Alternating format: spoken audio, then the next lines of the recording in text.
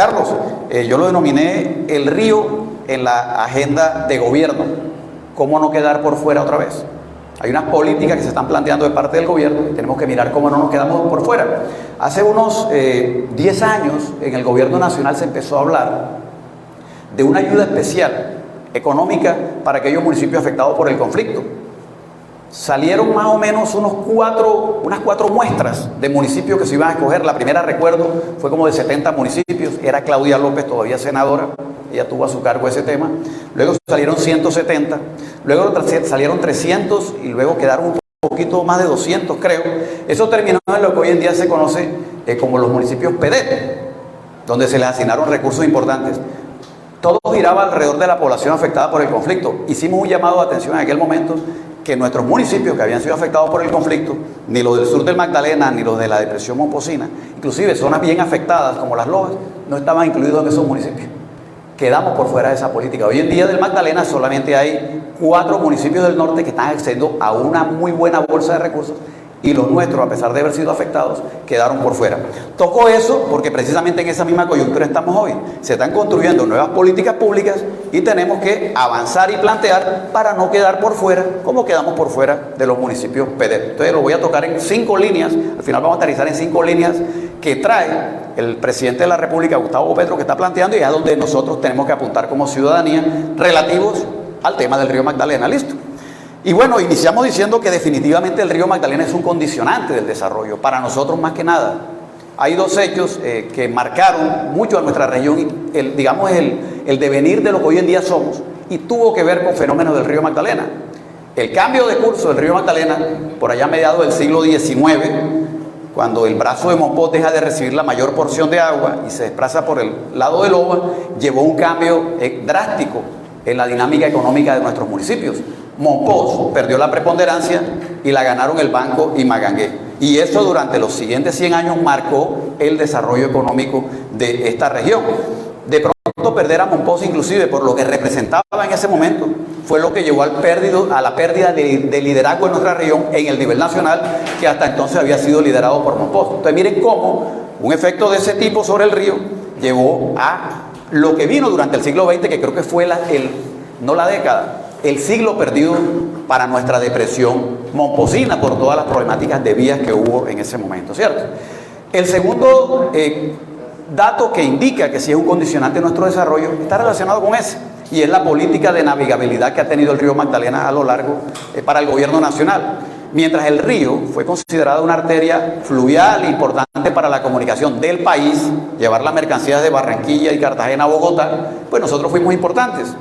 Cuando el gobierno decidió cambiar a mediados del siglo XX esa política y decir que ahora eran troncales, que íbamos por vías, eso marcó que las ciudades que habían sido importantes hasta entonces desapareciesen y surgiesen otras nuevas ciudades que estaban ubicadas a orillas de las troncales. Ahí fuimos sacrificados nosotros. Entonces mire que sí tiene mucha relación todos los movimientos del río con las condiciones del desarrollo que nosotros tenemos. Entonces cualquier política que vayamos a plantear no puede dejar de lado lo que es el río Magdalena. Y dejo un último dato, que es una proyección, no es un diagnóstico. De acuerdo con Galvis, la depresión Momposina, nuestra zona, ha caído en los últimos milenios, él no lo menciona allí, dice en los últimos milenios, ha disminuido su nivel entre 2 y 5 metros. Claro que son 2 metros, una zona que ha caído, ha disminuido, por eso se llama depresión Momposina. Entonces la tendencia, así como las ciudades costeras en el mar están planteando políticas públicas para el aumento del nivel del mar, y lo están haciendo a muy largo plazo, nosotros debemos, por supuesto, pensar también en ese declive que seguramente en los próximos milenios va a seguir sufriendo nuestra región, y hacia allá deben ir orientadas nuestras políticas públicas. ¿Eso qué indica? Que el tema de las inundaciones va a seguir la amenaza todavía, porque el tema del dragado es un tema que no va a solucionar esa problemática. Entonces con esos tres planteamientos de la importancia que tiene el río, miremos un poquito cómo se ha manejado una temática que está relacionada con todo eso, y es el tema de las inundaciones. Hemos tenido, y miremos ahí cómo nos ha ido para ver qué arreglamos a futuro. Han habido 2 grandes eventos de inundaciones en los últimos 20 años, que fue la creciente. Pueden haber otros. La del 73 dicen que fue peor todavía, pero hubo 2 en los últimos 20, 25 años, que fue la de 2007 a 2010, la de 2007 y 2008, y la de 2010. Y recientemente la del 2022 también fue bastante fuerte. A raíz de esos dos eventos se crearon en el país dos respuestas institucionales que fueron el antiguo Fondo Nacional de Calamidades. Esos nombres todos rimbombantes, ¿no? Calamidad. Luego se convirtió en el Plan de Gestión del Riesgo, ¿ok? Y luego, esa fue para la creciente, eso se creó en el año 1984 y fue el mecanismo institucional para atender la creciente del 2008. ¿Qué planteó ese plan para nosotros acá? Me remito a lo que significó para el banco, sobre todo, que fue una de las zonas más afectadas de esa creciente del 2007 y 2008. Allá hubo dos mecanismos y fue la entrega de tierras a las viviendas para que levantaran la casa, porque todo el banco se inundó, ¿no? Corría el agua como un canal, como una Venecia. La respuesta del gobierno fue entregar tierra a las casas. Ojo, ¿eh? La segunda medida fue el famoso 1.500.000. Si lo recuerdan, el famoso 1.500.000 que le dieron a las familias inundadas, que llevaba un componente era alimentario, solucionarle a las personas su problema alimentario. Entonces, pregunta, ¿esas dos respuestas del Estado solucionaron la problemática grande que era la entrada del agua al casco urbano? Uno supondría que la protección con obras alrededor del casco urbano debería ser la solución. Pues no hubo ninguna relativa a eso. Solamente el municipio del Banco, con el tema de mercado, que fue el tercer componente, recibió más de 10.000 millones de pesos en su población para eso. Si ustedes sacan cuenta en ese momento, las obras civiles que ameritaba el municipio del Banco ascendían a un poco más de 7.000 millones de pesos. O sea, que hubiésemos podido proteger todo el municipio con lo que se destinó a levantar las casas, las tierras aquí en este pedacito, ¿verdad? Y con el tema alimentario. Entonces hubo una respuesta inadecuada. ¿Construida desde dónde? Desde Bogotá. Alguien vio por televisión seguramente, algún funcionario de Bogotá, que era que acá la gente estaba muriendo de hambre y que pobrecito las casas les entró el agua. Dijo, no, levantemos las casas y démosle mercado. Entonces, respuestas institucionales sin duda muy inadecuada la de ese Fondo Nacional de Calamidades. Luego en el 2010 se crea el Fondo de Adaptación. Fue un poquito más cercano a los territorios. Se crea el Fondo de Adaptación. Un detalle, para que vean la magnitud de esa creciente del año 2010. Lo plantea también Galvis en su libro, ¿verdad? En Geografía Económica del Caribe. Dice que la creciente, voy a leer por aquí, voy a leerlo puntual. Dice, la ola invernal del 2010 fue el evento más destructivo de Colombia. 4.5 veces más que el terremoto del eje cafetero y pérdidas entre 10 y 12 billones de pesos. Bueno, comparemos esos dos eventos, eje cafetero con lo que significó la creciente del 2010. Lo contextualizo, ¿no? El banco se hundió el 75% del casco urbano. Pijiño fue el más afectado, 90% del casco urbano. Solo quedó el hotelito viejo del centro, ahí, de resto se hundió todo, ¿verdad? Para que vean la magnitud de eso. Pero bueno, en cifras, dice que los daños de esa creciente del 2010 fueron 12 billones para nosotros. Los daños calculados para el terremoto del eje cafetero, que tuvo más difusión, fueron de 4 billones llevado a peso del año 2012. O sea que ahí está la explicación de por qué fue 3 y 4 veces mayor, ¿cierto? Entonces nosotros acá fue mayor el impacto, casi 4 veces. ¿Qué esperaría uno de parte del gobierno? Más recursos, ¿cierto? Sin embargo, miren los recursos que se destinaron.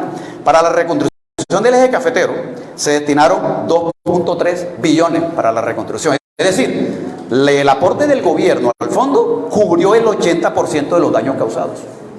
El 80% de los daños causados. Para nosotros, el Fondo Nacional de Calamidades, en 12 años, porque todavía se están ejecutando los proyectos, aportó 2.3 billones.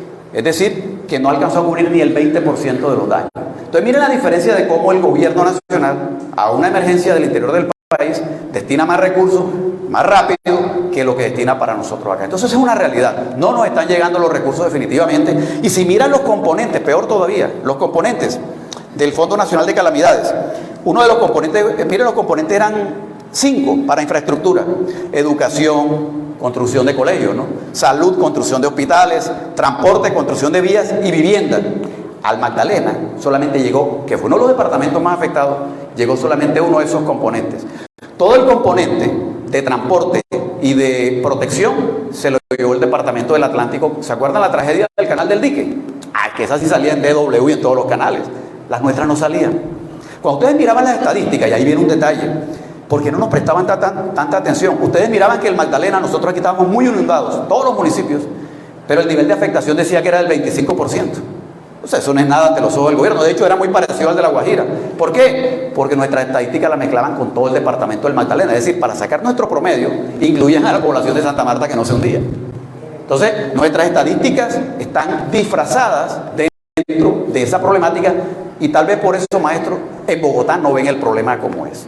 Entonces, ese es un antecedente de cómo ha sido inadecuado el manejo de las políticas para el tema de las inundaciones, que siguen y van a seguir viniendo como lo vimos anteriormente.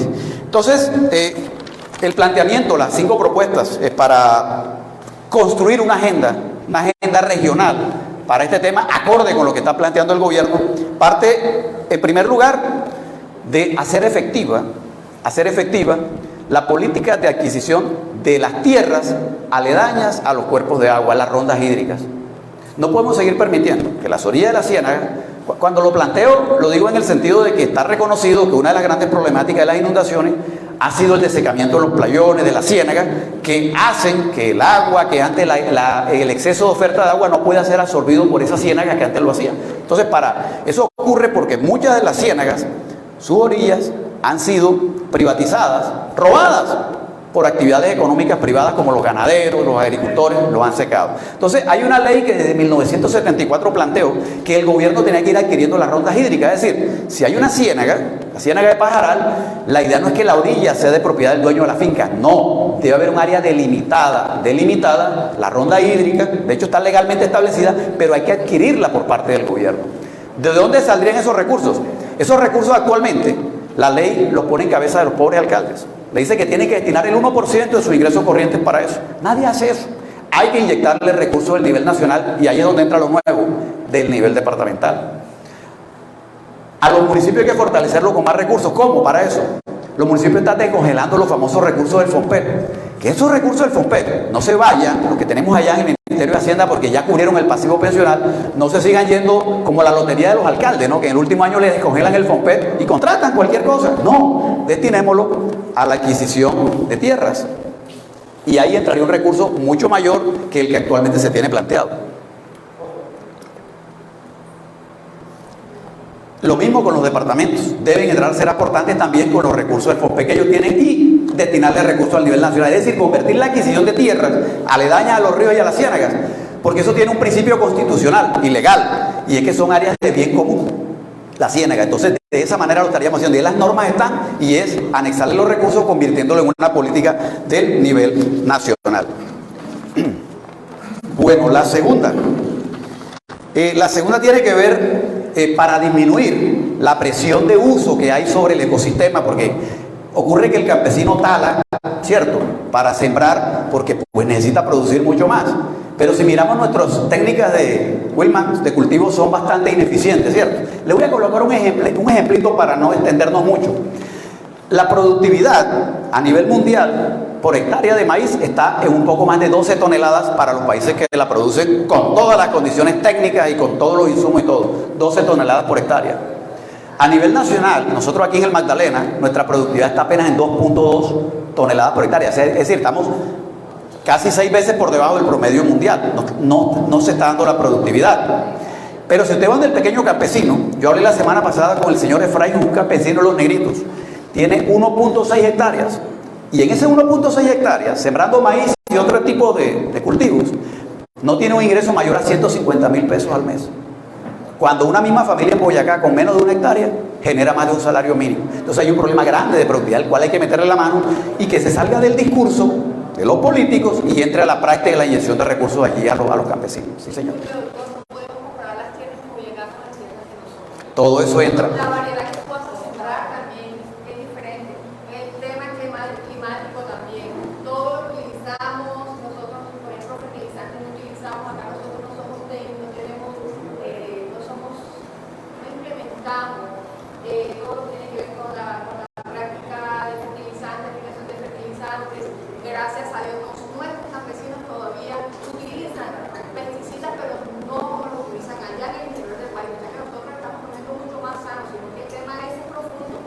Sí, un tema complejo, un tema más profundo, es cierto. No, y si nos comparamos con Córdoba y con Meta, nos deja mucho más lejos todavía en materia de maíz. Entonces, sin duda hay que invertirle al tema de mejorar la productividad de ellos. ¿Eso qué va a hacer? ¿Y qué relación tiene con el río Magdalena?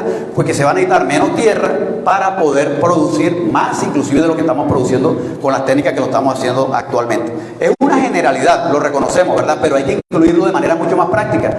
Porque hay un detalle también, los municipios son los que tienen la carga de la política de los campesinos, pero quien maneja los recursos del gobierno nacional.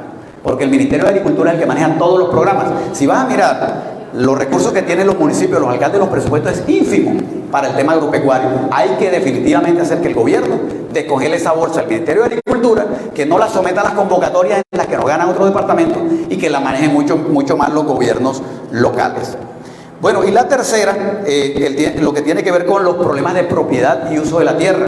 Hay poco acceso de la tierra de parte de nuestros campesinos, ¿cierto? Aparte de que el que la tiene no la usa bien, porque no tiene los recursos para hacerlo, la mayor parte no tiene acceso al uso de la tierra. Viene una política del presidente Petro que es la reforma agraria. Hay que pegarse a ese tema. Y ahí es importante cuál va a ser la unidad de distribución que van a utilizar para la reforma agraria. Porque el gobierno utiliza una que se llama la UAF, la Unidad Agrícola Familiar. Y la Unidad Agrícola Familiar, como usted dice, ¿qué es la Unidad Agrícola Familiar? La cantidad mínima de tierra que necesita una familia para generar sus condiciones de existencia, para existir, ¿verdad? ¿Ok? En Boyacá, una UAF, una familia necesita entre 2 y 3 hectáreas. Mientras que nosotros acá, la UAF en el banco está en más de 18 hectáreas, por ejemplo. En un municipio de Bolívar está en más de 20 hectáreas. Y cuando revisamos los componentes de cómo se determinó esa UAF, la gran falencia está en el tema de insumos y en el tema de maquinaria que ellos utilizan para producir, que no la tienen, no tanto en el tema de la tierra, ¿sí? Entonces, tenemos que insertarnos en esa política con estos criterios como gobiernos locales, no esperar que los congresistas de Santa Marta y de Cartagena lleven ese mensaje al gobierno nacional, porque nos pasa lo mismo que nos pasó con la política de inundaciones y lo que nos pasó con los municipios pedales. Nos van a dejar por fuera. Tenemos que tener allá una representación más efectiva. ¿Y en eso quiénes van a jugar? Ahorita no podemos elegir nuevos congresistas, no, pero vamos a tener los alcaldes, los gobernadores tienen que ser vitales en esa interlocución con el gobierno nacional. Que cuando en el Congreso se abra esta discusión, ellos no se hagan a un lado. Ah, bueno, el presidente decida, no señor, ser parte activa de esa discusión que ya va a iniciar. Creo que esa reforma debe entrar en el segundo semestre seguramente. Y bueno, esas son las 3 principales. Voy a tocar por encimita por cuestiones de tiempo las 2 últimas para que tengamos en cuenta, y es la del reordenamiento del agua. Importante, se nos viene el reordenamiento del agua. No, el reordenamiento del agua no, él lo llama reordenamiento con criterio del uso adecuado del agua. Va a haber un reordenamiento territorial. Se van a crear de parte del gobierno nuevas jurisdicciones para el manejo de estas políticas. Hay que luchar para que muchas de esas jurisdicciones queden ubicadas aquí en esta zona nuestra de la depresión momposina. Preocupa que en los últimos discursos del presidente ha enfocado mucho ese tema, principalmente para los municipios del sur de Bolívar, San Pablo y Barrancabermeja. Hay que levantar la voz y decir, necesitamos ese tipo de entidades. Se va a crear una nueva agencia nacional de tierra que no dependa de Santa Marta o de Cartagena. Creémosla aquí en la depresión momposina. Por favor, no tiene que ser en San Pablo o Barrancabermeja, porque nos va a quedar mucho más lejos todavía y más impertinente de lo que nos queda en Santa Marta actualmente. Ahí toca estar muy pilas. Y por último, la política de navegabilidad del río. Ese tema está quieto, ¿no? Contractualmente ha tenido muchos problemas, pero no hay que desprenderse, porque de esa política de navegabilidad del río Magdalena, cuando se retome, es que va a depender el futuro diseño de los encadenamientos productivos que nunca hemos tenido. ¿A qué me refiero? Que no solamente sea la navegación, no, viene el turismo, la construcción de hoteles, los astilleros que hay que ubicar en el río para atender, o los talleres para atender a las embarcaciones que van a pasar, encadenamientos productivos de los cuales nosotros tenemos que estar como los ojos avisores para que no nos pasen por aquí y no nos demos cuenta sino dentro de 20 años cuando todos se lo hayan llevado a otros municipios. Entonces son 5 políticas del gobierno, amigos, en los cuales sin duda nos van a ayudar a enlazar mucho mejor con esa problemática, porque no es una problemática, la inundación es una característica natural de nuestro río, pero tenemos que convertirla en una ventaja, y a eso es que apunta, y en eso va a depender muchísimo, muchísimo este año y el próximo año. Bueno, muchas gracias.